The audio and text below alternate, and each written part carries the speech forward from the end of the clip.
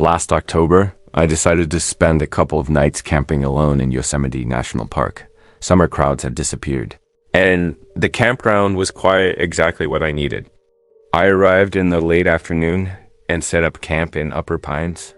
My site was at the far end, isolated near the forest edge. It was peaceful but felt a little lonely. I noticed only a few campers scattered around, including a solo camper a few sites away. He seemed quiet, distant, sitting alone whittling a stick. I said hello.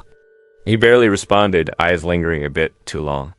It felt odd, but I shrugged it off. As night fell, the temperature dropped sharply. After a small campfire, I climbed into my tent, reading until I drifted asleep around midnight. A few hours later, I woke suddenly. The campground was dead silent except for the river and faint rustling sounds just outside my tent. At first, I thought it was just an animal. Then I heard slow, deliberate footsteps, human footsteps. I froze, heart pounding. A shadow passed briefly over my tent, a faint flashlight beam flickering once, then off again. Whoever was out there was moving carefully, quietly. Then, a metallic click echoed the latch on my bare locker opening. Panic surged through me. Why would someone open my locker? I called out firmly but nervously, "Hello? Who's there?" There was no answer.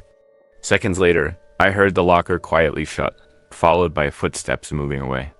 Peeking outside cautiously, I saw nothing. I spent the rest of the night awake, nerves frayed. By morning, everything seemed normal, except my bare locker latch was clearly tampered with.